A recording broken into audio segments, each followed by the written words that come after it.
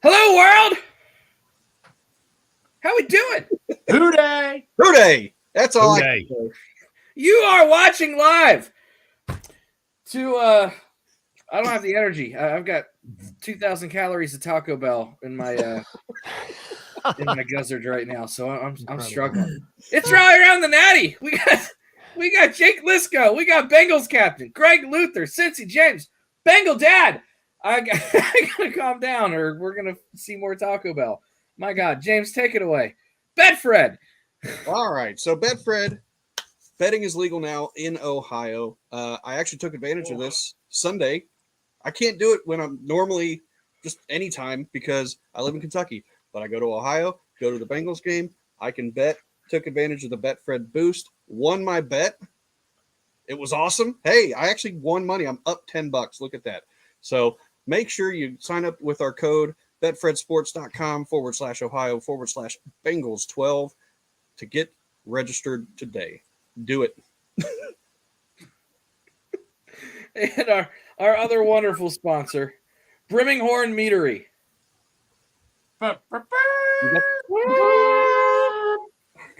Told you we're Pretty low good. budget here. There it is. Does Are that you make gonna talk anything about about it? We just gonna say Brimminghorn to move on? No, that's your thing. Oh my God, Brimminghorn Meadery. Do you like honey? Do you like wine? Do you like honey alcohol wine that gives you a slight buzz and makes you feel good about not having to flip a damn coin? I do. It's a great product. Our folks at Brimminghorn, based out of Delaware, all the way in the top corner of the map where everything's real tiny and bunched together. Use our code HOODAY9. I'll flash that up there. You get 15% off an order of 2 bottles or more. Basically helps cover for shipping. Except you, Montana. Don't know what you did, but we're not allowed to send stuff to you. So if you live anywhere else except Montana and like 2 or 3 other select states, go ahead. Get a couple bottles of mead. Enjoy it. Brimminghorn. It's a great company. And actually, I don't drink much, but this stuff does taste pretty good. I can recommend it. Go mead. All right. Let's get started with this, shall we? Let's just go ahead and just dive right into it. The Bengals beat the Ravens to clinch the AFC North again. So I want to hear Jake's thoughts first because I listen to you every day, every single day. So it's really neat to be able to, like, when I heard your voice, I was like, he's actually on here. This is awesome. So I've met Bengals captain loads of times. I'm over it. No. Come on, he's bigger than me. What are we doing? Apparently the rest of Twitter's over it too. Yeah. But here's the thing. I know that you just got done recording your show for Locked On Bengals, I'm sure, with James Rapine. Thankfully, he's back too. Glad the baby's healthy. But what's your thoughts? Tell us about the game. Anything that you've got. I want to hear this. Well, I'm trying to get the film now. Haven't had a chance to watch the film yet. And I work a day job just like I think everyone here. So, I just finished that and did my podcast and now I'm here. So I haven't rewatched anything, but overall impressions, things that jumped out, and you'll hear me talk about these if you listen to my show. Trey Hendrickson played 18 snaps and it felt like he was on the field for the entire game. I was blown away when I saw that he was on the field for only 18 snaps because of how much of an impact he had on those 18 snaps. Usually you need a lot more game to do what Trey Hendrickson did. So pretty special game from him going into the playoffs against a pretty good tackle in Ronnie Stanley. And of course they get to run that back next week. Joseph Osai continues to step up and increase playing time. That's nice to see as well. The offense, though, will need to be better next week. And something that I'm going to be watching for when I turn on the tape is at what point did they kind of start shutting things down? Because I'm not convinced, as many people are, that they were vanilla for the entire game. I do think that, like, take that T. Higgins overthrow, for example. That's a play that they've run a couple times this year, but sparingly. It is a shot play that they really like. The failed fourth down, the play action screen, that's another kind of tricky play that they pulled out in this game. That's not something that I would strictly call vanilla, like handing the ball off for a run up the gut would have been potentially. And a lot of screens for this team in this game, a lot of screens to the perimeter in with some of the wide receivers with Hayden Hurst. And so that stuff you could say, like they're potentially setting something up off of some of these things. You could say the screen game is maybe a little bit vanilla, a little bit conservative. I find it more compelling to think that perhaps the defense had a relatively conservative plan, especially in the second half when the lead was a little bit bigger. But again, I haven't gone back and I haven't had the chance to dive into the tape yet and really see what was going on. And, you know, when you're watching on TV, as we all do, except Bengals captain, who's at every single game, and maybe you guys are too. So if y'all are there, you know, my bad. But I'm in Canada, so I'm not at every single game. And so I'm watching on TV. And on TV, the guys leave the screen after about a half second, and you have no idea what's going on. So when you say things are vanilla or not, I have no idea because I couldn't see that part of the field. So that is something that I'm going to be interested in seeing. The offense, though, overall will need to be a little bit more efficient, especially on early downs. And the defense, we'll see what quarterback they face and how hard that could get. You know, it's interesting you say the thing about TV where they cut away every, so odd seconds. You know, they have their camera rotations that they do. And I put this out there, and, all of us here were at the game, and I'm sure Cap can attest to this too. If you couldn't tell, he's been on a little bit of a tirade like I have. It wasn't the cleanest game that I had ever seen in my life. There are a lot of fans at home that didn't get to see some of the antics and BS that was going on the field. It was pretty bad. I mean, I'm not going to lie. I had some of the closest seats I had in my life. I was very, very fortunate to luck into tickets at the last second, and we were probably about 15, 20 rows up wherever we were. But it was like every other play, there was more than playing through the whistle. There were some extracurriculars seemingly the entire time. Between that and like the NFL sending people through the stands to take signs down that fans had brought in, there was a lot of, like, when I left the game and James drove me back to my car, I was sitting in his truck after the game. He's like, "You look pissed off." I was like, I just don't feel good about what I saw. And it wasn't necessarily the win, because I always feel happy about the win, but just all the other stuff surrounding the game. I was so upset. And I remember looking at him, I said, "We're on an 8-game win streak. We've won the division back-to-back years. We just tied a franchise record for wins. My quarterback just set just about every franchise record, and I'm still pissed off." And it's not a heightened expectation thing. It was just the atmosphere around the game was disgusting. Truly. You touched specifically on the officiating in the truck. The officiating thing, and here's the deal, and I understand that I'm biased. So I really, really try not to call out officiating, because I understand this. If I can think of 3 or 4 things that went wrong in my mind for, missed calls for the Bengals or something for the Ravens, there were probably 3 or 4 things on the other side of the field that I didn't catch due to my bias. So I really, really try not to be nitpicky about a missed holding or an offsides or a PI or whatever, right? But when I'm watching my players get headhunted, at some point there's a care for player safety that has to come into play, and that's one of the top priorities of the NFL and their officiating staff. And I felt there was a gross oversight for player safety in that game. And if I saw it on my end, I'm sure there's a couple plays that Baltimore fans can point out on their end too. There just always are. But they weren't calling anything in that game. Harbaugh didn't see it. Yeah, Harbaugh said they play clean as a whistle. And apparently a million other fans back him when he says that. But Millions. yeah, it was. I was very upset for player safety in that game. The one that got me specifically, and I'm really curious to hear your take on this, Cap, because I know you're there, you're watching this stuff, and the one that got me was a face mask on Burrow preceding the fumble. I don't really know how that doesn't get called. That's a pretty clear as day. You see the helmet turn kind of thing, and then the quarterback's disoriented because his helmet just got turned, and then he fumbles. That's one where you see that called 99.9% of the time. I think people are upset about, the hit on T. Higgins, perhaps, that results in a hit pointer. I know some people in my mentions were. To me, that's you can in college, maybe I don't know what the college rules are. There's a launching argument. I think that's what I've seen. You get hit in the midsection like that.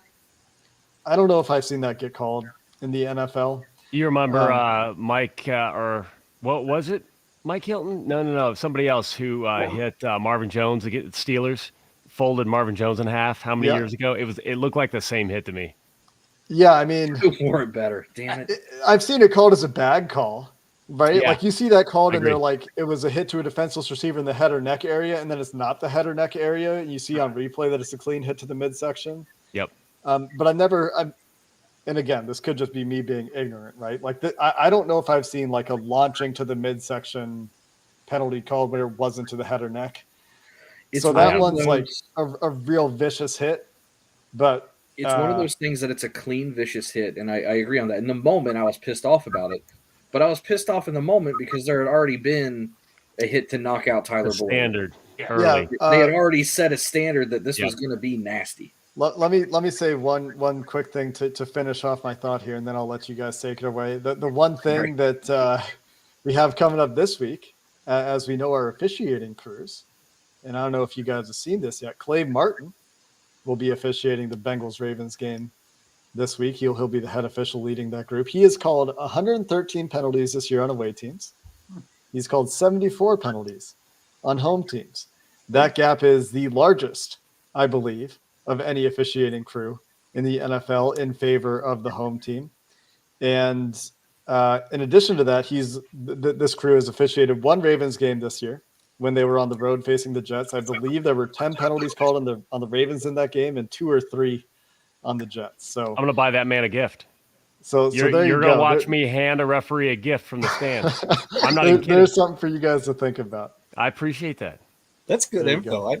I never look at officiating either. I hate talking about officiating, but since I saw it, I looked, and there you go.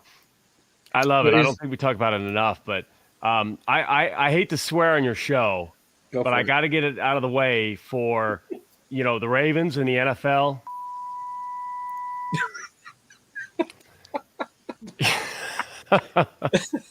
That's for Meg out there watching. Yeah.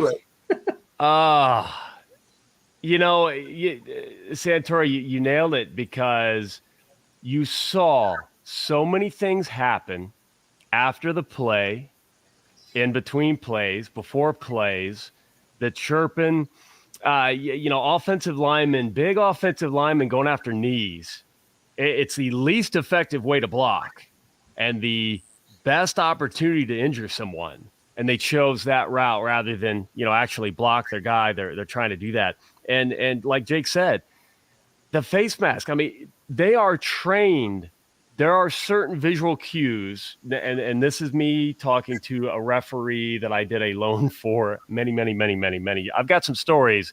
What 2 referees told me during multiple phone calls getting their mortgage closed, and it was gross. Obviously I didn't mention a thing about being a fan of the. I'm like, what? You're a referee for what? Like, is it soccer? And just gave the world, and I was shocked. They have favorite teams. They were both very, very wealthy lawyers, and they're just doing it for fun. Act like they didn't care. Everything that I didn't want to hear, I heard. I'm like, you've got to be kidding me. So there are visual cues that they look for, and that's one of them. When Burrow is driving to our end zone, his tunnel, and decides to take a quick check at their tunnel behind him while moving forward, that's a pretty easy visual clue. Like the man was a G.I. Joe. He just twisted his head. You can miss that maliciously. Like they saw it and they held the flag. And what a lot of people don't see on TV is Zach Taylor was on TV. I've never seen him so mad. That was on TV? Yeah, he had an angry week. That was on display. Yeah. Rightfully so. I'm not saying this to demean Zach Taylor or anything, but he had an angry week for Zach Taylor. Yeah. That's good to know. Now, They probably showed a fraction of it. Sorry about the dogs, but they probably showed a fraction of what was actually, because they would go to TV timeout, and he would walk back the middle of the field and restart the conversation. We saw I some mean, of that. he did not let up. No, it lasted like 3 or 4 plays. Like he kept Yep. going. Oh yeah, I think they showed it coming out of, like, after the punt. They came back from a commercial and they showed Zach was still talking to him.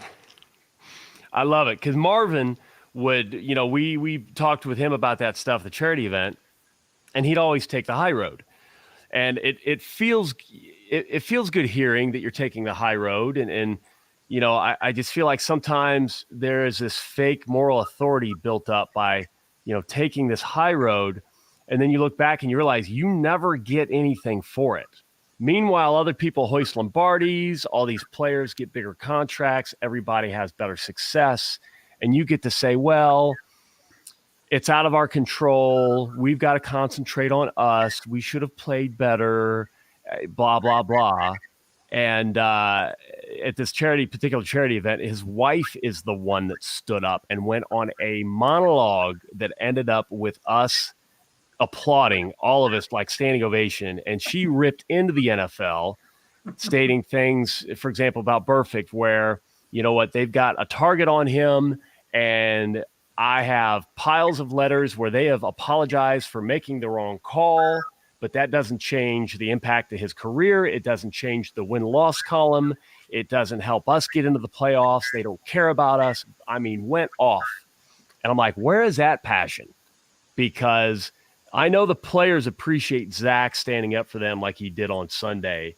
And I guarantee you the league's going to be put on notice prior to this game that, they better cut that out. And if it happens again after the Bengals have mentioned something to the league, it's going to get ugly. It's going to get ugly quick. Well, and it's not just Zach standing up, today or yesterday. I mean, he's been pretty vocal the last 4 or 5 days. Like Jake said, he's kind of had an angry week. And my dad over there in the corner, he was kind of saying how he was proud for Zach for putting the foot down and letting it rip. I mean, like you said, Marvin never really did that. But, I coached at a very low level for a while. If you don't say anything to the officials when they're throwing some flags, and I was so beyond blessed to work with the head coach that I did for the years that I did, he would fucking tear into you if he thought there was a bad call. And when he got mad, he had a little bit of a raspy or high pitched voice, and it carried. So you could see refs like, ooh, when the coach would yell. But it does make an impact because in those games that I was working, I wasn't necessarily always a coach. I may have been an assistant or however I was helping the team. But you could see that, if you had a couple tic-tacky holding calls or whatever it was, the coaches that don't say anything, you keep getting hit. You keep getting hit. The officiating crews, I'm not going to say they walk all over you, but they will get more hesitant to throw a flag because nobody likes being screamed at. Nobody likes being screamed at on national television. As much as we like to think these guys have ironclad balls of steel, they don't. They're people too. They're lawyers. They don't want to get yelled at for something that's not their main career. No. So, that's the argument for full-time officiating, right? Yes. That seems to be taking years to pick up steam and happen. Remember the replacement refs, though? Hey, I know Aaron Rodgers remembers them. Oh, God. I forgot all about those. I felt like it was more fair. It was like everybody sucked at officiating then. Yeah, exactly. We weren't singled out. There were bad calls going both ways. I'm like, oh, well, at least we get like makeup calls. Okay.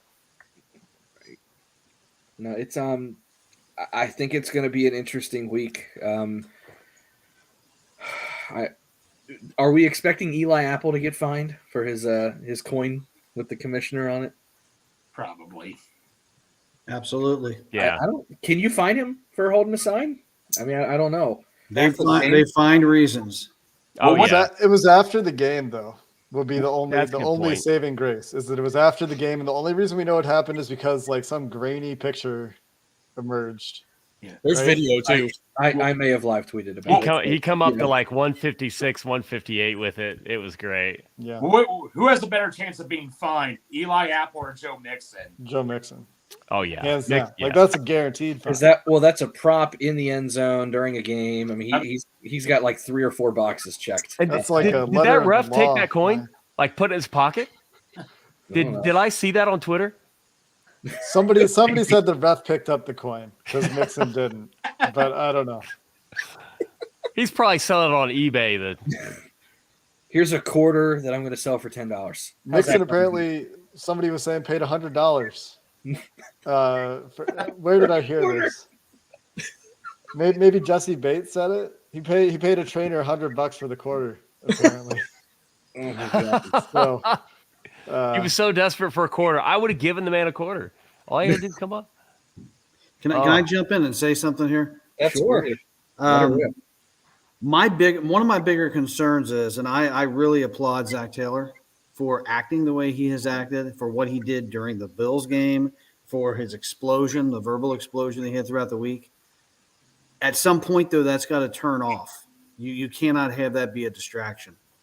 He can be as pissed off at referees all he wants. He needs to move that energy into galvanizing this team because they're going to probably get some bad calls. I do believe the NFL, for whatever reason, has a chip on their shoulder towards the Bengals, but he cannot let that control everything that he's doing. So I certainly hope that he can use the energy that he's feeling and get this team to pull together. If they start playing their game, they're not going to get phantom calls. That's not going to happen. They're not just going to mysteriously call holding when they throw a touchdown pass. They're just going to – the other teams are going to beat us up a little bit, and we may get caught for retaliating. I think those kind of things might happen. But if you get a big enough lead on teams, if you start really burying their ass, there's nothing the referees can do about it. So I really, really hope he doesn't become like Sam Weiss and get so focused on things like the homeless and forget that there's a football game to play. I hope to God that he gets into their heads and gets into their hearts and gets them to just really That's what dial he's it a up. master at. and we've heard that from the team already. Like even after Zach's comments, even after the game, like you hear Joe after the game. You know, you control, and I think DJ, you control what you can control. And the Joe Burrow quote might have continued something like, "We would have liked to have had the coin flip. That's not what they decided." So you know, they're expressing their malcontent, discontent, whatever you want to call it. They're upset with what the NFL's decided. But I think we've heard repeatedly from this team as well that they are trying to focus on the things that they can't control. And I agree with you, Cap. I think that one of the great strengths of Zach Taylor is having his focus in the right place. And even if it hasn't always worked, when things were not so great in those first couple seasons of Zach Taylor's tenure in Cincinnati, I don't think it's because his heart or his focus were necessarily, maladaptively placed in terms of like, I'm going to go yell about officiating in the NFL a whole lot. You know what I mean? Like I hear the comparison and the history with Sam Weiss. It's not really who Zach has been throughout his career. I have a hard time seeing that. And I think it's more on Bengal Dad's part, more just a concern that it doesn't evolve into that, because I think all of us would agree. I mean, just go back to Zach's first year when, he's gutting the team and coaching staff changes and the whole Dunlap situation and other players here and there and the locker room issues. Zach has done an impeccable job of being able to compartmentalize whatever drama is going on and just have the team ready to go. I think it's probably never been at a spotlight right now that it is, and that kind of goes with the territory of going to a Super Bowl and being in the playoffs again. But here's the thing. They had a really, really, really rough week. And like Jake was saying, I'm not sure when they decided to turn it off, but Dad and I were sitting up there looking at the scoreboard 16 minutes in, and they were firing not on all cylinders because there were a couple misses, but they were kicking their ass. So if they were able to compartmentalize the last 7 days of their life, I don't think Zach's going to have a problem with the next 6 or 7 at all. It was an anomaly, not the norm. And it's an anomaly of a week because it started off horrible. Mm-hmm. You get through all that. You find out DeMar's doing good, which thank the Lord he's doing great. back in Buffalo, but Yep. they went past it. They wore their shirts pregame. That was about it during the game. That was it. And then they went right through it. And like you said, they turned it off. A lot of people don't either realize or don't remember 2020, he was coaching thinking he might not be back. Mm-hmm. It's not talked about enough. The family really did not know if they were going to get to stay in Cincinnati.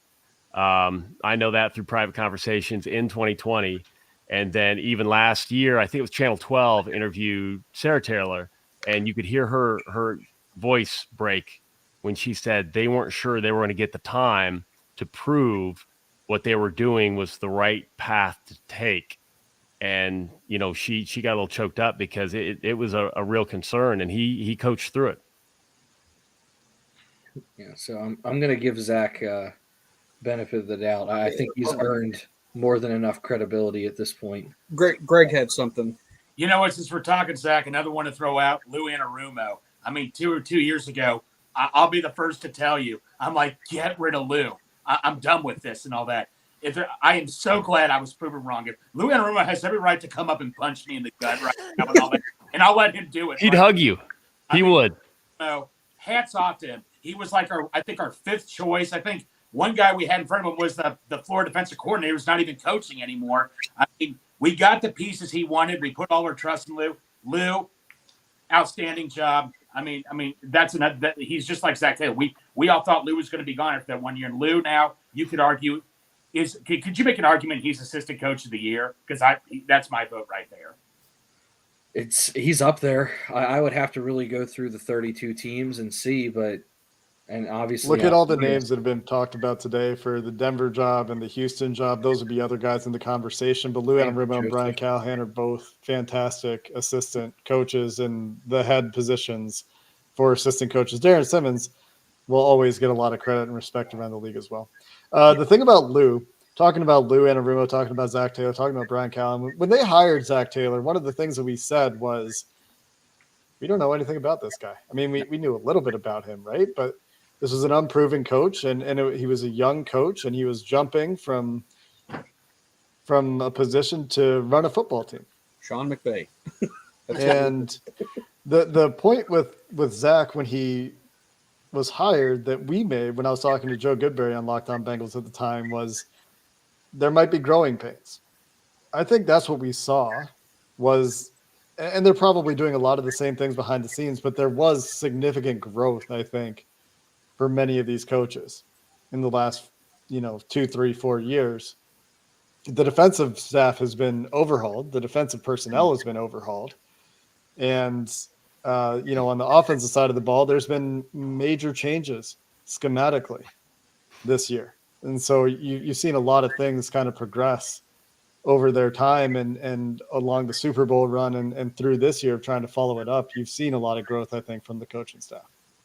Let me set a stage a little bit on that point. We maybe didn't get our first choices on assistant coaches. Yeah. And the family connection and Turner comes on board. We've got Lou Anarumo. Everybody's so focused on Turner and his, I mean, some of the stories that I heard about some of the team meetings, some of the Zoom meetings, there are little things that will happen that I'm not going to comment on publicly. But I actually commented publicly on that situation because some of the stuff that I heard, I'm like, that I care about my team. Like, people should know. And, I thought, okay, let's write it out. Let's see what happens. No. Like, you don't treat other grown men the way that some of these conversations went. Now, I don't know if anybody remembers, I think it was Jesse Bates that talked, at least the DBs took issue with the way Lou communicated. Mm-hmm. They said it very specifically in certain ways that I felt like, and then I heard one comment come out, Lou may have had a very brash way of coaching these guys. It put Zach Taylor in a very bad spot because anybody that thinks that Zach wasn't aware of what was going on with the offensive line, he was. It's a tough spot to be in. It's tough to make the changes. It's tough. We're past it, thankfully. Whatever happened. Lou, Jesse Bates didn't seem real happy. And then what happened? We lost somebody, and Lou had to take a larger role.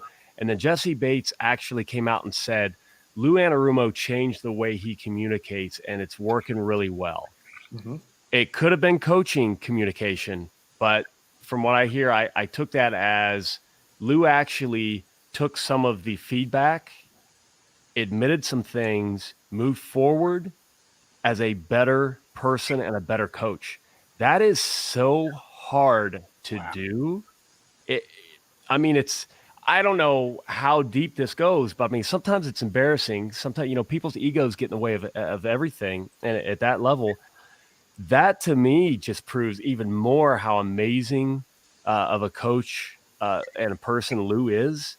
I talk about my love for Zach all the time, and Lou comes up to us, like gives us a hug and sees how we're doing. The man is just he's amazing. All the credit to it. And Jake, who put out there the efficiency and coverage, and Oh, because of Lou, Bengals are at the I top. think that's Bengals fan favorite Arjun Menon. Mm. Yep. So, proof is, talk to the players, look at, watch the games, look at the data. Everything points to thank you, Lou. Boom. Absolutely. My anecdote about Lou Anarumo was before the Super Bowl.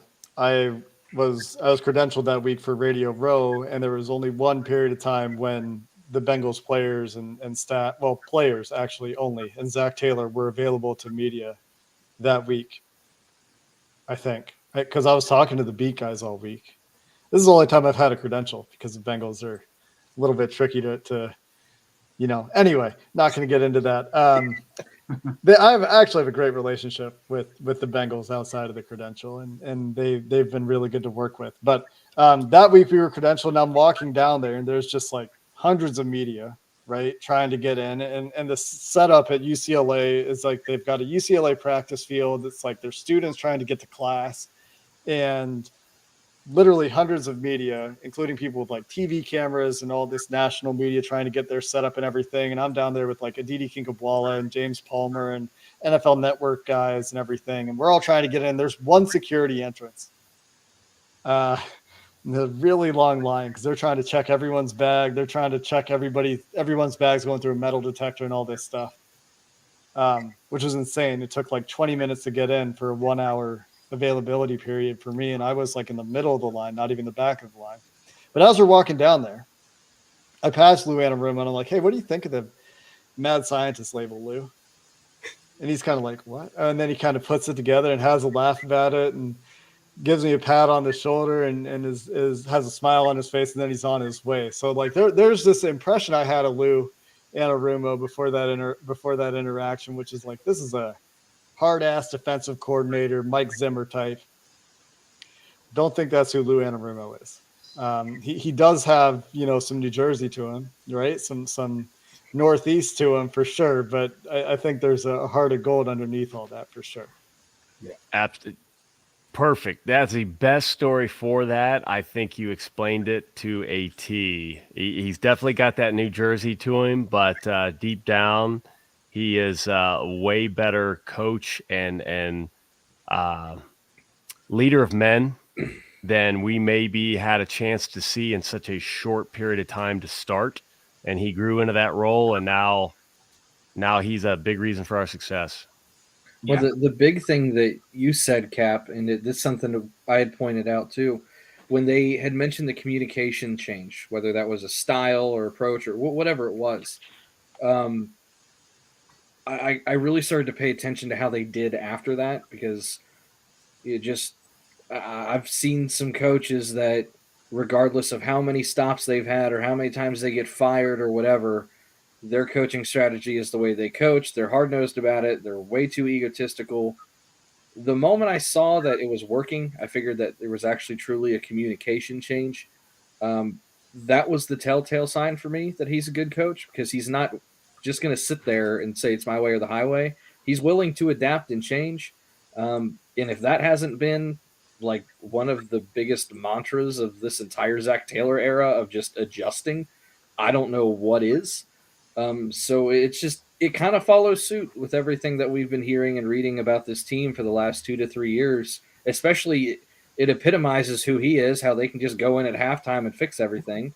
Yep. He goes in halfway through a season and changes literally probably what's been a personality trait or something for 40, 50 years of his life, how he's always been taught and known, and something that's just been habitual to him.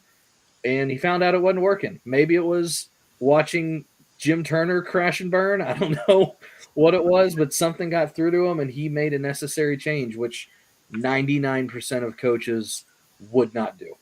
Yep. Do we want to move on to our game balls? Yeah.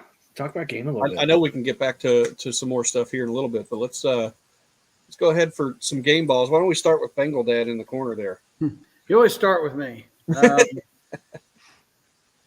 Game balls. I'm trying to think of anybody that really, in my opinion, had an extraordinary game. That was a very bizarre game yesterday. I didn't feel much energy in that game. I don't know. I'm going to say Tyler Boyd. Tyler Boyd seemed like he was at least available and making plays on third down when they really needed a play. So I'm going to just go with Tyler Boyd. Got you, Greg. I'm going to go Cam Taylor-Britt. I know we got burned on a couple of plays, but that one big batted down pass in the end zone was huge. I mean, shout out to Cam Taylor-Britt, just what he had to say. What's that? Juice. Yeah. He loves it. Just shout out what he had to do this whole season. I mean, to step in and, not that he obviously wasn't perfect, but he did a heck of a job as a rookie and all that. So Cam Taylor-Britt gets my game ball. Good one. Cat. I got to go with the fans. I really think we need to be louder. We can be louder. Yes. I am often shocked at how loud we aren't. But it was a tough day. It's a 1 p.m. We had the North, kinda didn't feel like it. We didn't get to celebrate. There was a concern for DeMar Hamlin, obviously, which is your priority. I didn't know. It looked like it was going to be dead. Like the lines to get in weren't nearly as long as they've been. Right. And I was terrified. I'm like, oh no, this isn't good. It was flat. Yeah. But I looked up in the stands and it looked pretty full. And the energy was different. But on defense, early, I felt some of the sound. I'm like, okay, I still think we need to bring more this Sunday when it matters the most. And I think we will. Sunday night, it's just that those people laugh. And I know Mike Brown is not a big proponent of light shows. He doesn't really see the value of social media. And thank you, Elizabeth, because she does. It matters. The little music change for Monday Night Football and the way the players reacted to it. And if it's your type of music, you felt it. And the light show, like, I'm getting goosebumps thinking about it. It's just a light show. It just added. So all of that wasn't there, but the fans actually did bring some noise. And, up on third down, up on fourth down, no matter what the score was, I was impressed. It was a hard game to fight through, and I saw a lot of fans contributing. This guy right here, my son, he was nuts. He was going nuts all game. Awesome. Had to throw that up real quick. Awesome. Shout out, Mason. I'm sure he's watching in the other room. Yeah. Love you, Mason. Jake, what about you? Who's your game ball go-to? Well, I talked about him earlier. We gave out a game ball on our show, and I'm going to be consistent because who am I if not consistent? At least that's what I strive for. And it's Trey Hendrickson. The impact he made on a limited number of plays was significant. Directly leads to a touchdown that kind of puts the game out of reach. And for as stressful as it was down the stretch, I think for some people, at least judging from my Twitter mentions, which is always how I judge the mood of the Bengals fan proletariat, I thought that I was pretty confident going down the stretch with an 11-point lead with the time situation, with the timeout situation. It was going to take a lot for the Ravens to win that game, and the strip sack, pretty darn good. The runner-up for me was Jesse Bates, stripping Sammy Watkins to really put to bed any potential hope the Ravens might have had. Yeah. Just really close the game out. That was a really good play as well for Jesse Bates. I'm glad you brought up the Trey Hendrickson thing, and I'm glad that Kat brought up the noise, so it's a perfect segue to what I was going to say. We really try not to do two of the same, but there's 6 of us, so the chances are you're going to double up. But yeah, I mean, it's Trey Hendrickson. He almost had 2 weeks worth of production in 18 snaps. Yeah. I mean, what he had 4 total pressures, which that's not 2 weeks, but 2 sacks is a forced fumble. I mean, he had 3 or 4 things that if you total up and you said this happened over 2 weeks, you would take that 2-week run. And it happened in 18 plays, which I don't know how great of mathletes we have out there. That's roughly 1 quarter. It was 23% of the snaps, I think. Yeah, so he had almost 2 weeks worth of accolades in a quarter of football. Not to mention, he's still got a cast on that wrist. He's not 100% yet. I just don't think it matters. He's a man possessed. We talk about Hayden Hurst being a man possessed with the energy he's got.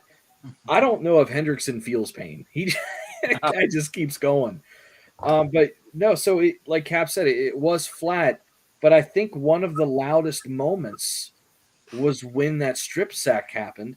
And I don't know if this is a testament to how excited I got or how out of shape I am, but I screamed and put both hands in the air, and both of my obliques are still sore today. I'm legitimately sore. I hurt my tricep, my obliques hurt. I literally just felt my left boob tingle. I'm hurting. I'm legitimately hurting right now. But that was the I think the loudest I cheered. And I think the second loudest was, and you mentioned the Sammy Watkins catch where we stripped the ball out. Again, where my mind frame was, I was pissed they didn't call OPI because it happened right in front of me. Now, granted, in the moment, everything's moving fast. I haven't had a chance to look at it. I coached DBs. In the moment, it looked like OPI instantly to me. One of those sneaky veteran OPIs, it gets called about 20% of the time. Maybe. I still saw the arms extended. That was enough for me. I mean, I'm not disagreeing with you. Right. It just happens all the time. I got so mad. I screamed, and then the ball came out. I screamed again, put my arms up. Everything tweaked again. I'm sore. I haven't been sore from going to a Bengal game in a long time. But they can get louder. But no, long story short, Trey Hendrickson. I mean, it's just that was probably one of the most energized times I've had at a game. And I know that sounds weird because we've had a lot of big moments, but for whatever reason, that one got to me. All right. So, there's a couple ways I could go. I could throw Joseph Osai in there for recovering that fumble in the end zone. I was 5 rows up from that. Like, it was right there. It was amazing. Everybody was going crazy there. But I'm going to go with little-known guy, Max Sharping, for coming in, stepping up. We're going to need him probably this week. So I know he's watching, of course. He's got to be, right? So come on. Let's get that head big. Let's get you confident. I think he stepped in, and obviously I haven't watched any film or anything about it, but it didn't seem like he did horrible, at least to the naked eye when I was there. So we're going to need him to step up, and I'm going to say him because I think Kappa played 79% of the snaps and Max Sharping played 21%. So we're going to need him. That's what I got there. Can I throw something random out? Has nothing to do with game balls. Absolutely. It's just something that's I'm seeing it happen week after week after week. Why do we have Hayden Hurst involved in the offense the first 5 to 6 minutes of the game? And it just seems like he totally disappears for the balance of the game. That guy is so full of piss and vinegar and energy. I don't know why we can't use him a little bit more during the game. Does anybody else see that? I see they could be using him more. I think it just might be one of 2 reasons, and this is just kind of me spitballing a little bit. He's not one of the top 4 options in the offense. Just call that what it is. I mean, running back's going to take precedent over tight end in this type of offense. And you've got 3 receivers out there that are capable of 1,000-yard seasons whenever the target share is given. So you're already down to the 5th option. And on top of that, this offense, when you go 5 wide, you would think that you're going to get some favorable matchups, but I just think it doesn't necessarily cater to a tight end in the scheme. He did have a very similar production to Uzama, and we said the same thing about Uzama last year. I think it's a little bit of a scheme thing, and I think it's a little bit of he's the 3rd, 4th, and 5th read on a lot of these plays. It seems to me like they use him during the script, and they use him as like an Energizer bunny to get everybody going, and then he just disappears. I don't know. Just a novice fan. Let's get Jake's thoughts, and then I think Jake might have to head out here real shortly. So let's go ahead and get his thoughts, and then he can plug anything he's got coming up, Locked On Bengals, whatever, and then we can get him out of here. Let's hear what you got to say, Jake. I think Santori's onto something there. When you have Tyler Boyd, T. Higgins, and Jamar Chase, that's going to be what your offense goes through. When you have a guy like Joe Burrow who likes to push the ball downfield, when you have guys like Jamar Chase, especially, who's really dynamic after the catch, that's where you're going to start with your offense.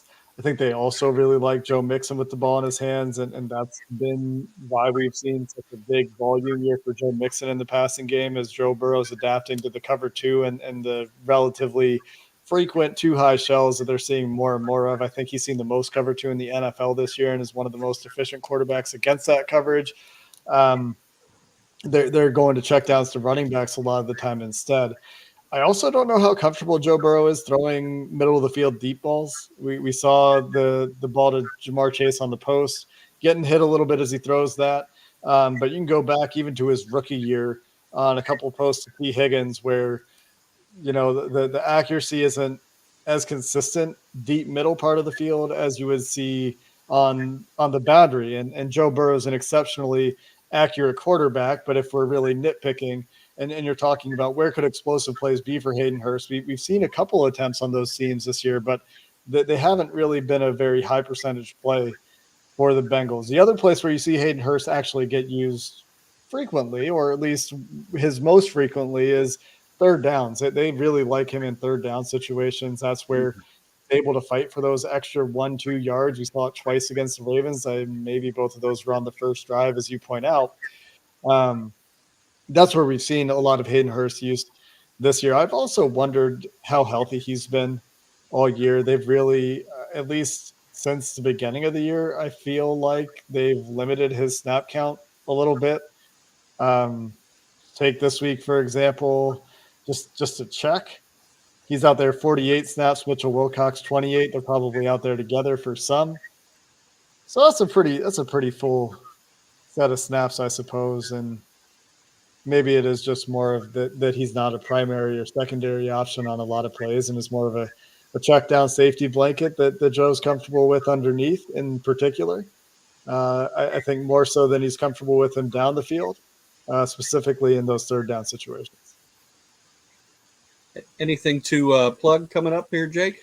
Oh, no. I'm on the Locked On Bengals podcast, guys. That's where I've been for coming up on 4 years, a month short of 4 years here now, which COVID made time into a bit of a vortex, but feels like, I don't know, doesn't feel like 4 years, but that's where we'll be. If the goal happens, as we're all hoping, the Bengals get down to Arizona 1 week at a time in the building, I get to look forward to it at least, or think about it or fantasize about it. I get to go down to Arizona again, and I had a lot of fun covering the Super Bowl last year, and would really like to do that again. So, but nothing in particular to plug. Just the good old Locked On Bengals podcast 5 days a week. All right. Absolutely, man. Well, Jake, if you got to go, I know you got a busy schedule. We appreciate all the time, man. Thank you so much, Jake. Thank you. Yeah, absolutely. No problem at all. Good to see you guys. Cap, as always, a pleasure. Been a while, and I'll talk to you all soon. Keep doing great things, Jake. Love your Appreciate it, guys. stuff. See you, Jake. Bye. See you, Jake. Take care. I have an interesting one to topic to bring up, possibly. And maybe I'm going to shoot myself in the foot here. Who knows? But oftentimes, and I do this a ton because I complain like crazy. It's kind of how I was able to build a little bit of a Twitter following, is just complaining all the time. As my wife laughs in the corner. I want to do an apology segment since we've gone through a whole year. Is there anyone that you just absolutely torched either midway through the year or in the preseason that you got completely wrong that you want to say sorry to? Because I got one, because I did my little annual review today of all the numbers, and it was one of those things where I complained a lot early and I stopped complaining, and it's kind of goes along the mantra of if you don't have anything to complain about and you forgot about them, they're probably doing good. I think I got to apologize to Jesse Bates. He ended up one of the top 5 ranked safeties in all football this year. I understand the contract dispute. I know people don't like that. I'm still not a huge fan of contract disputes just because I think money's the root of all evil. But beyond the point there, he was not playing well to start the year. And it was kind of like one of those things of, yeah, we didn't pay this guy, and maybe it's a good thing. But after looking at all the numbers and all the data I was able to pull today, he's still a top 10 safety in the NFL. He's going to get paid like that. Unfortunately for the timing, it's probably just not going to be here. But I'll say an apology in terms of at least playing for Jesse Bates, because he balled out the second half of the year. And we always keep making these parallels. This year's like last year. Well, if you remember the last 5-6 weeks last year, Bates freaking turned it on and helped carry it. So even if I've only got hopefully 4 games left this year, I'm glad he's playing well because they're going to need it. If nobody else has one, it's fine. But I at least wanted to put that out there. I got one. I always criticize, so I try to be fair too. Well, no, I know I pretty much just said Lou Anarumo, but another one has the right to punch me in the gut, Trent Irwin, because I've complained and complained in the draft. We need a 4th receiver. We need to sign a 4th receiver. I'm like, what are we doing here? Get Odell Beckham on the phone or something. What are we doing here and all that? And Trent Irwin, hats off to that guy. That guy has done more than enough to prove to me. I mean, he's proven he could be a 3rd receiver when one of the guys goes down. So hats off to Trent Irwin. You have every right to stick it in my face pretty much. Dad, do you have one? I got one that I want to have the opportunity to apologize to, but I haven't yet. Joe Mixon. I'm just waiting. I've heard all offseason this was going to be the biggest year of his career. We got the new offensive line. You know, he's fresh. He's this. He's that. I need to see it. I still haven't seen the running game look as good as it's looked when they had P. Ryan in the games. I think P. Ryan is just more lunch pail. I think he hits the hole that's designed to be hit. I want to see Mixon do that because Mixon's faster than P. Ryan. He's just got more moves than P. Ryan. He is a slightly better receiver probably than P. Ryan. I just don't see him making plays. I mean, I remember 2 years ago he was the player that, you know, he was leading the league and making the first guy miss. I don't see anything like that anymore. I want to apologize to him because we need him. We're not going to win this thing if we don't have a running game. I don't think this is an apology. No, I said I want to have somebody to apologize to, and I can't. I haven't ripped on anybody else. I'm sorry you feel the way you do. I'm sorry I can't apologize to Mixon yet. I'm sorry you feel that way.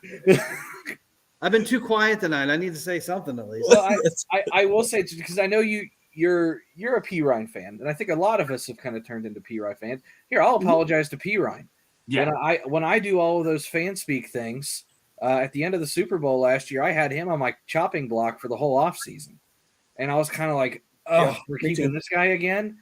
And my God, we've won a few games because of him. So I'll throw him in the mix because I had him cut, 5 ways to Thursday, whatever.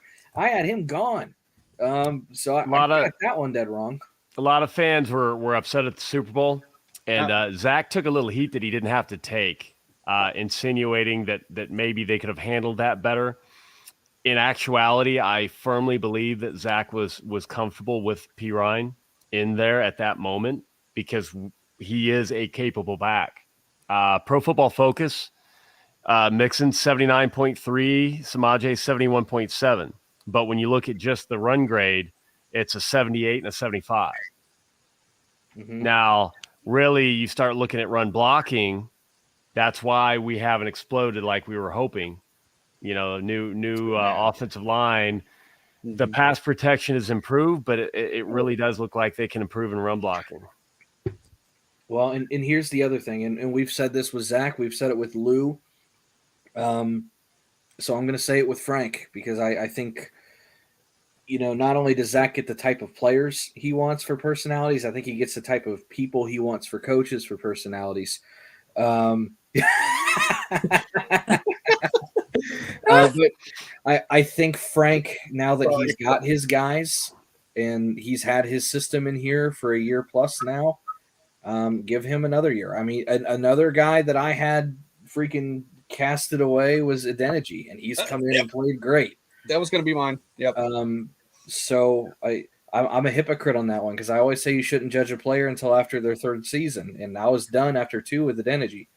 Third year around the books, he looks fine. Really good depth. Yeah. Let's give Frank another year, another free agency class, another draft, get some guys in here, get some guys that don't want to try out of here. I don't think we need to guess too hard at who that is. But get some more of the right pieces in. We gave Lou a couple years, we gave Zach a couple years. People forget that Frank came in after Jim Turner. He hasn't been here as long as the other coaches, so maybe we need to give him one more year. And there has been a vast improvement this year. Don't get me wrong. You say the same thing. Yes. But give him another year with his guys. And, I think I'm going to break out an AI, or not AI, the Philadelphia 76ers here, but you might need to trust the process a little bit because it's worked with every other position group. And it worked with Frank this year. Maybe he needs a different right tackle, or maybe Collins just needs to be healthier. I don't really know what's going on there, but it wasn't as much as everybody would have liked. But Adeniji's looked better. Kappa and Karras stepped into a brand new system and did fine. Those were his guys he wanted. Volson was one of his guys he wanted. He stepped in and did fine. Jonah Williams, he's been a roller coaster since he's got here, but he's done okay. He improved. Get Frank another year with his guys. Get him another couple guys. Get him another veteran to throw on that line because there's not really a whole lot of veteran depth right now. It's a bunch of guys like Adeniji who are still trying to prove. So maybe I'll say sorry to Frank because halfway through the year I'll start to doubt him too. It sounds like you just wanted to apologize to a bunch of people. Here's the thing. I am very, very critical of this organization. I've talked to Cap about that before, and part of the reason I try not to is because I saw Cap just seemed happier than I was when I was complaining. It's more fun. It is. It's more fun. It's easy to complain. It's hard to see the bright side sometimes. But that's one thing. If I'm going to be highly, highly critical, I need to at least keep my own receipts. And I've got a lot of receipts where I've blasted people out of oblivion and they've proven me wrong. So I'll at least take this moment to do that. I mean, I'll tell you, a lot of players and coaches say and have told me that they don't mind the criticism because when, if you educated as a coach can call out actual real criticism and back it up with the appropriate talk and point to what may need to improve, they see it too. They're okay with that. It's, the name calling, some fans go way overboard. So, right. And then you actually owning up to that and admitting that gets a lot of respect in that locker room. So heaven forbid anybody hear this. You're doing it the right way. Now, granted, I will stand firm on it is a way less stressful and way better on blood pressure, trying to be more positive, even if you have to trick yourself sometimes, which guilty. But, if you're going to be critical, if it's backed by data and a love for the team, They respect that. Well, if the I know you don't know me as well as the other three guys. If there's anything that I do, it's just numbers and data all day. Oh, I know that of you. That's why I made a point to call that out. Like, there you're if you got to do it, just don't ever feel guilty as long as you're backing it up. Numbers and data. Hey, coaches do it. Coaches do it to the players. That they call it out in film room every week. I just at least try to be fair. Like there was a Ravens post today, and I was going on tirades. I was wanting to fight anyone. I was in one of those moods where there was a guy and he posted yeah, that happened. That's my mom, Cap, in case you didn't know. That's my mom. Yeah, there's a whole story there. But no, like there was a Ravens fan today, and he was like, "Is Marlon Humphrey a top 5 corner?" And I was like, "I don't know about that." And then I went through every single piece of data that I would use to prove if a Bengal player was a good corner. And I sat there at work all dejected because I wanted to fight this guy, and I was like, "Damn it, I think he's a top 5 corner." So I just didn't say anything. I was like, "All right, you're good. Never mind." Speaking of corners, I've got an apology. I don't know if I ever put it on Twitter, but I thought it. Is it someone that I was banging the table all offseason that I said everybody calm down about? Maybe. I thought that this person was going to be on the chopping block very soon, and that was Eli Apple. Yes! That was Eli Apple, and I took so much heat for defending him. I thought CTB was going to come in immediately. Now, he's played awesome since he came in and been great, but I thought CTB was going to come in immediately, and Apple was never going to see the field. And Apple has steadily played and played well. Once Cheeto went down, he stepped up again, and I can't say enough good about him. I mean, he's got the fire too. I love when the ability matches the fire, because sometimes the ability wasn't really matching the amount of fire that he had, and now it seems like it's coming together. And now he's carrying around the coin, getting pictures with it, running around, jumping up the cap with it. It's like not only fire, he carries a can of gasoline with him. I mean, the man is the biggest trash talker I've ever seen. Well, and you know what? That's why people didn't like him, because when, like you said, and it's the same thing that we kind of used to say with Chad or any trash talker. It's fun in games when you're good. Yes. When you run your mouth and the play doesn't back it up, like I say, fair criticism.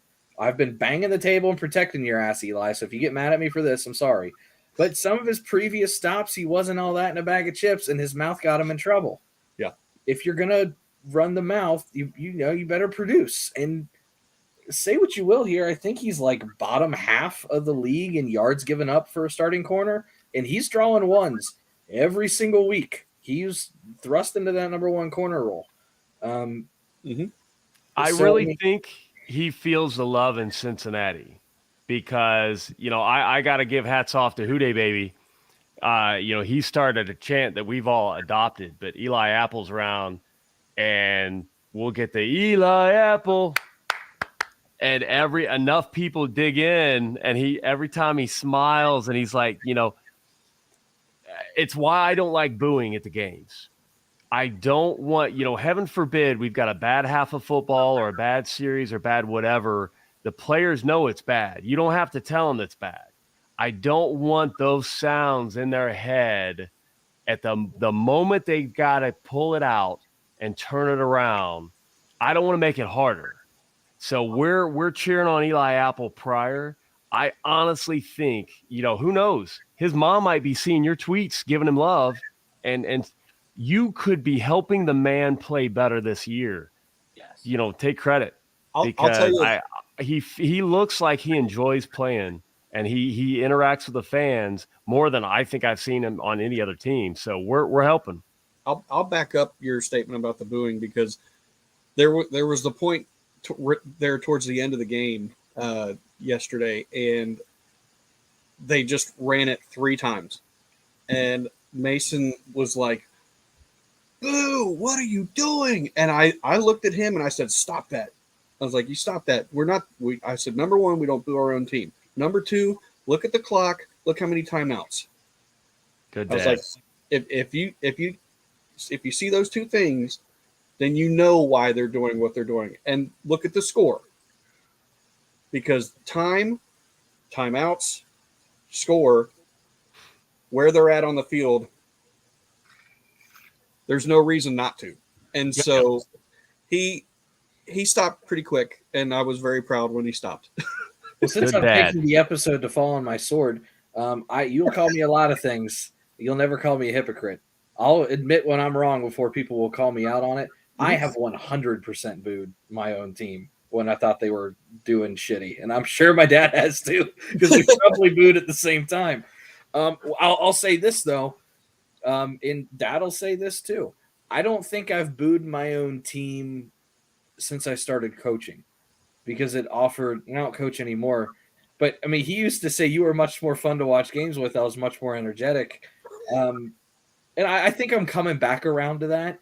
But there was about a 5 or 6 year period where I didn't really say anything during games. There was, I think, there was much more of a just thinking approach during the game. I was like watching chess more than anything. But I stopped this attitude of that coach is a moron, because I would go to work every single day when I was coaching and be like, I remember when they did this and I thought they were dumb for it, and we just did the same thing, and it makes 100% sense now why we did it. So maybe I need to shut up a little bit in the stands. I mean, these guys are in the NFL for a reason. I know it's a who you know business, not a necessarily what you know business, but you can't get there without knowing a little bit of it. So, but I've 100% booed them. I don't think I've done it for a while. I booed during the coin toss, but that's not booing my own team. Yes. I was Yeah, booing the yeah, we league. all did. It was great. People said they heard it on TV. I'm like, absolutely. No, hey, boo if you gotta. I'm just telling you, the players that hear that, it affects them, and I don't want to impact them that way. So when people boo, they gotta know what they're doing, and if that's what they want to do, hey, the players don't hear, oh, boo the play calling or boo, all they hear is boo. Well, and I wonder if booing is more like if they hear the boo and think more of that, or if they hear silence and they think more of that, because that means you're not doing anything. You're not playing well. If they're not cheering at all, I don't know. I don't know the psyche. A lot of times you don't hear the cheers though until you're actually paying attention and looking for it. When those guys are dialed in, and you'll see it exaggerated in movies where they'll show a receiver running a route or something. He's in the zone, and all the sound gets muffled because he's just hyper focused. It's true though. When you're really, really, really, really locked in, and like for reference, the one time I was fortunate enough to coach in a state championship game, it was in Massillon, Ohio, and we were playing Massillon. And there were easily 25 to 30,000 people there because that was their home stadium. It was at Canton. It was a sea of orange. That is an NFL stadium. It holds an NFL amount of people. I don't remember the crowd noise. I remember a ton from that game. I don't remember the crowd. And I'm sure they were cheering every single time Massillon got a yard, and I'm sure they were cheering every single time we didn't get a yard. Which didn't happen, by the way, because we kicked their ass. But you really don't hear the crowd when you're doing good. But my God, I don't know how many times when I was at home coaching and we, shot ourselves in the foot or something, coaches will say they don't hear it. They hear every single nasty thing said about them right behind them. You hear it all the time. The one time your ears actually open up during a game is when they're saying the nasty stuff. They hear it. Lou said Sunday night, he said, every time you yell my name, I hear you. They hear it. I don't know how many times when we were coaching, we would have a play where, and maybe it falls under the getting too cute, where you try a reverse and the kid just misfires and flips it over a kid's head and the defense picks it up.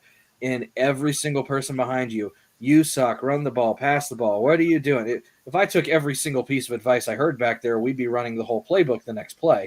because everybody's got something different to say. Exactly. But you hear all of it, and the coaches will talk about it.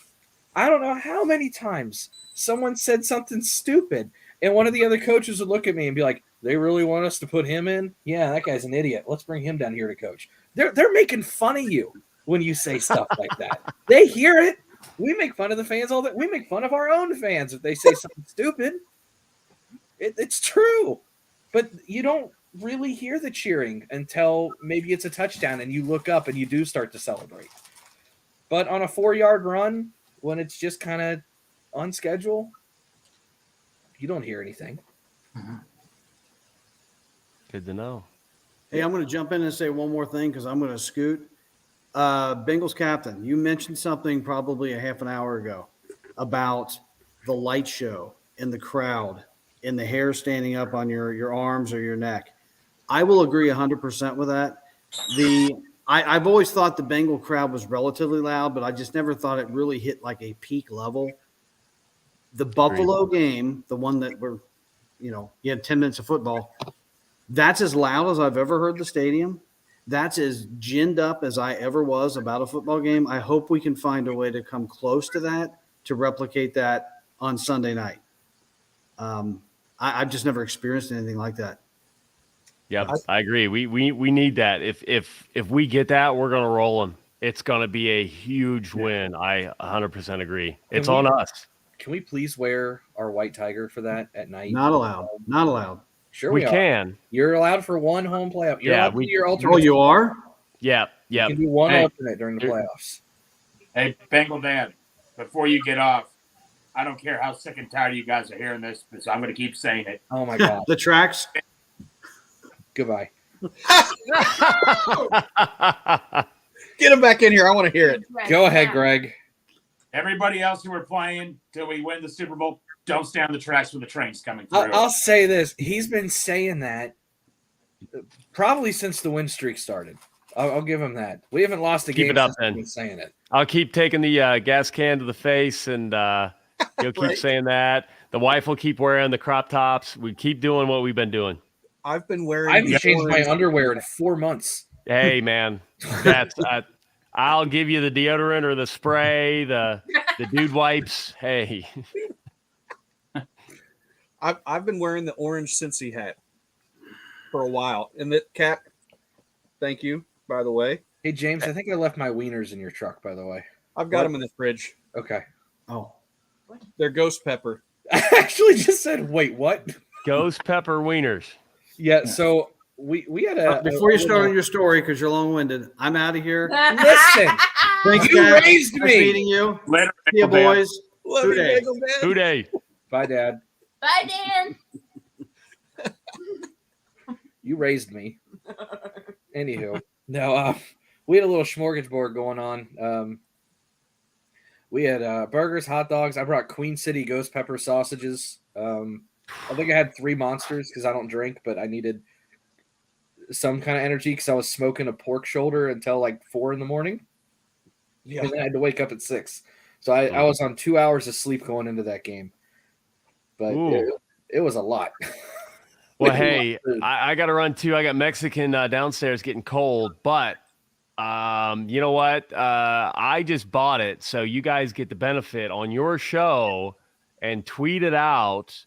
But Foco has a new bobblehead right now. It's limited. I think it's only 123 pieces, and it's to commemorate Joe Burrow breaking his own season touchdown record. Oh, I'm gonna have to buy a bobblehead every year then, because he's just gonna keep going. Hey, there. I mean, What a problem to have. it's tough to see. What if I turn off the? It's not the power. Hold on. By the way, homage. yes. That's That's a a, Garfield shirt. fan. So Nice. while you're getting that. So this is my wife, and I go by Jim everywhere except for Twitter. I am Cincy James on Twitter. So she said Jim's going to start wearing crop tops too.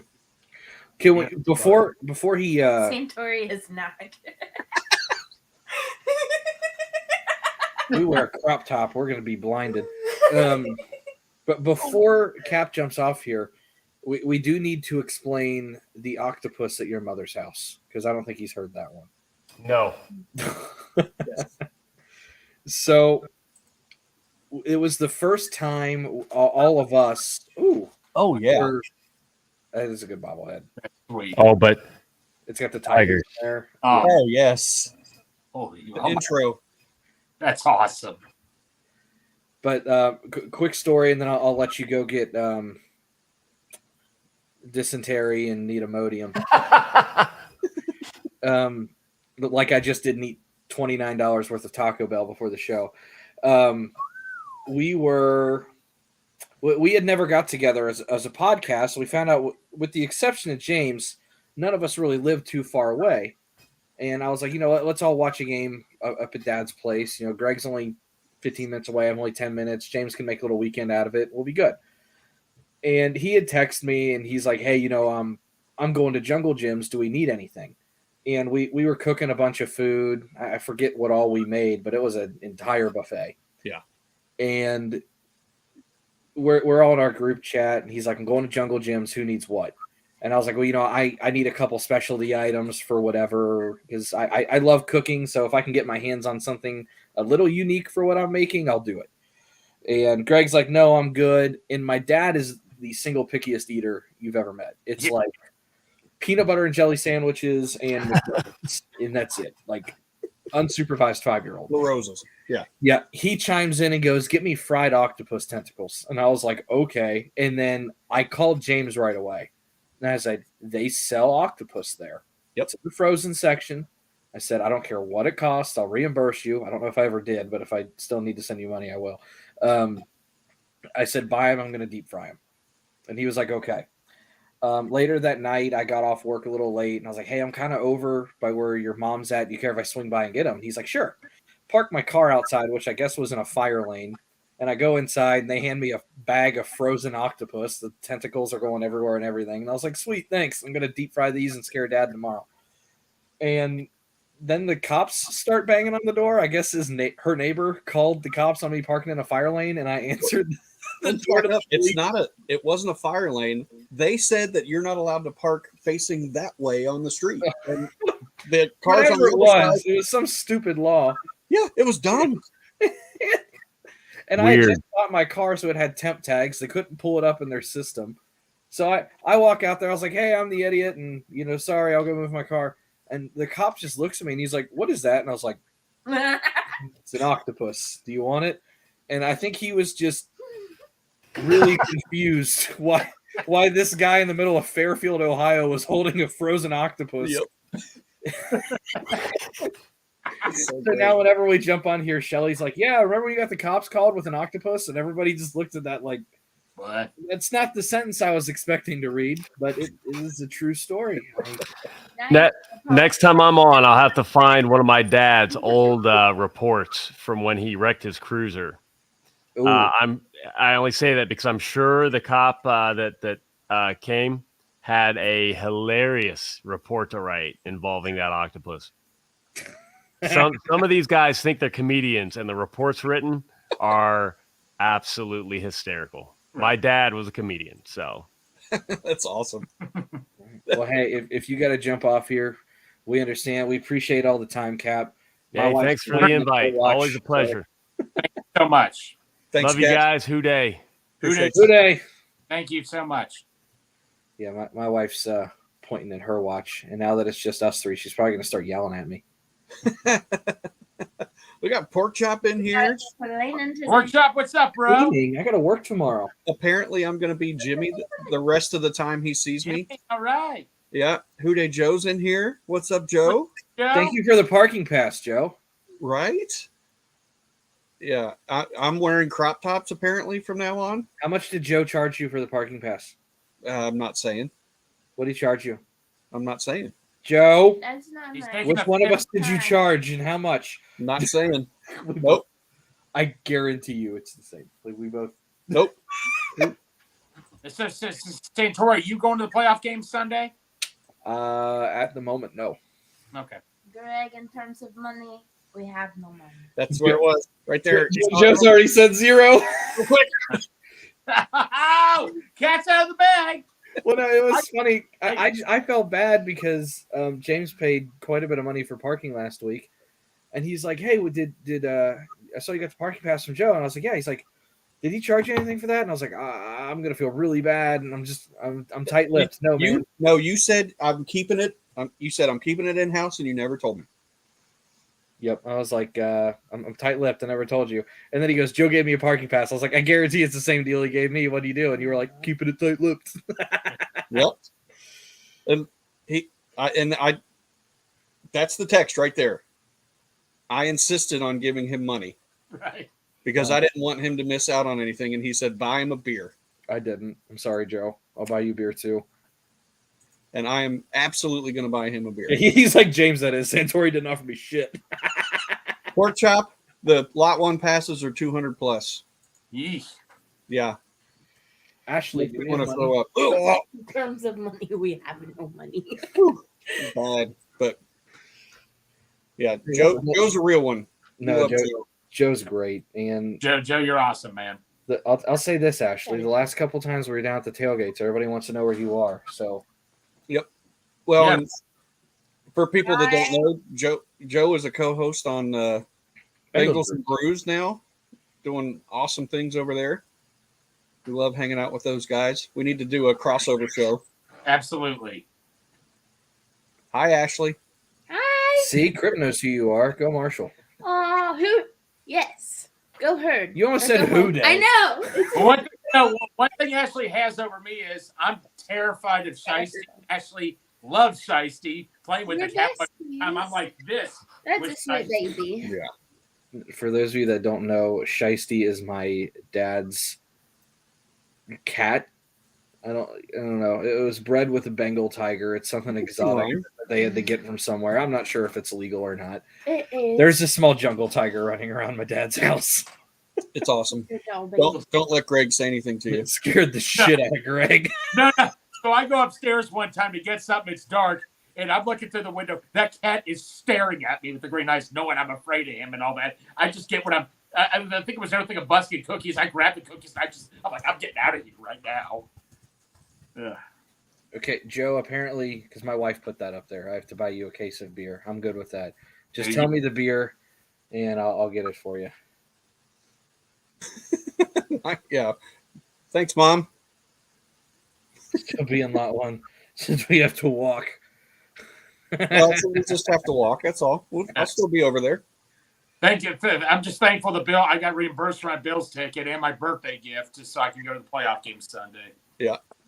I went to look at a playoff ticket, and it was like $450 for 2 tickets. I was like, well, that's the price for 1 season ticket next year, Right. so I'm good.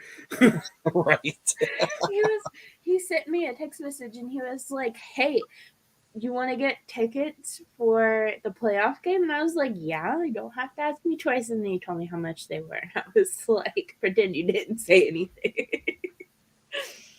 For the podcast viewers. If I got to start buying for you guys, it'd have been easier like 9 months ago when it was like just Crypt or Haas. We had like 2 people watching. Yeah. No, we're getting 200 views a pop now. I'm going to go broke if I got to start buying all y'all beer. Yeah. One of these days we'll have 1 million views on a video. You can't even We buy will. me beer. I can't even buy us beer. I'm stretching the Kool-Aid as it is. We're just adding water every time the pot gets low. Well, just quit buying all that Taco Bell. You'll have plenty of beer to buy. You just want me to starve? Yeah, pretty much. I'm just kidding. But then they shut down the Taco Bell. Yeah, I'm going to keep the Lebanon Taco Bell in business.